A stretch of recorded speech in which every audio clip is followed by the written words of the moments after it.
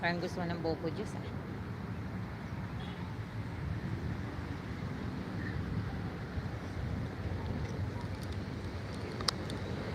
Oo, ang ganda ng ulap ngayon. Parang anong tawag dito? May sinasabi yung ulap. Umuwi na daw ako kasi uulan na. Charot. Hindi, ang ganda ng view dito. Sarap ng hangin. Presko.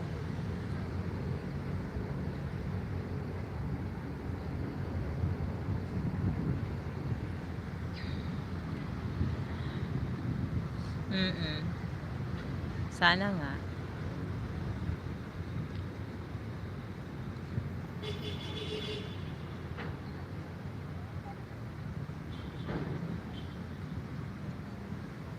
Ayan guys. Sobrang ganda.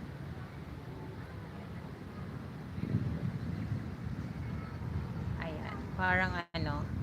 Parang cirrus clouds. But it's all like palibot na araw dyan namin.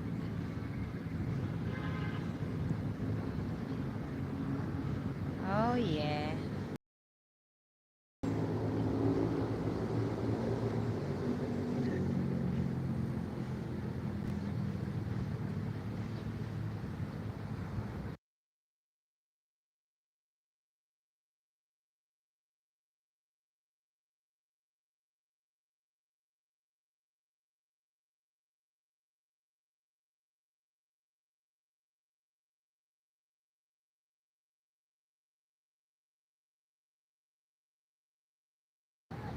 And buna ako ng live.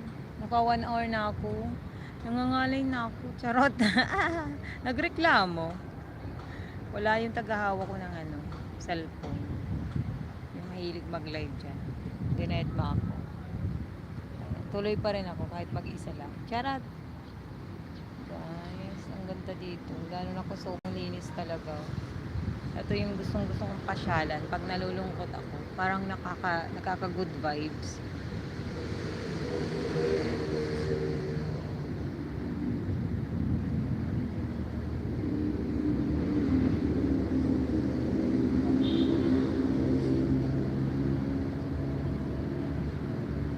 Naku, edi 40 minutes pa pala ako maghahawak ng cellphone. Naku, kung ano 5:40, alas 5 pa lang.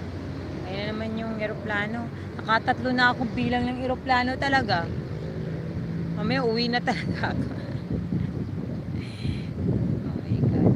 Ito lang pala yung spot na sobrang ganda. Dito sa may bandang gilid. Kasi makikita mo yung maganda dun sa gilid. Maganda dun sa malayo, sa area na yun. Ayun, ang daming tao doon. Sa may malaking bato sa gitna. Ewan ko ba meron sa bato na yun. Makakaloka.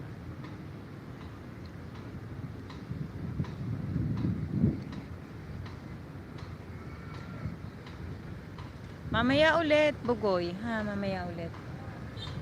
Mamaya ulit. Nagaano lang ako.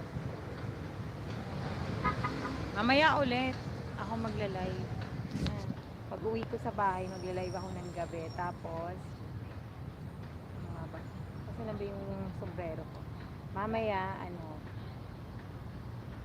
anong tawag dun, Bugoy?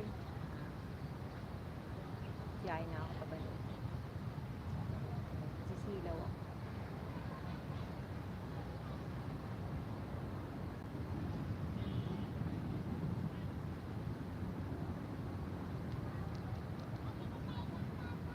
Hello.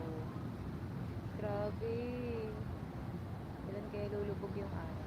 Sige, mamaya ulit. Kaso may 2 views. Pagbuwan na lang. Charot.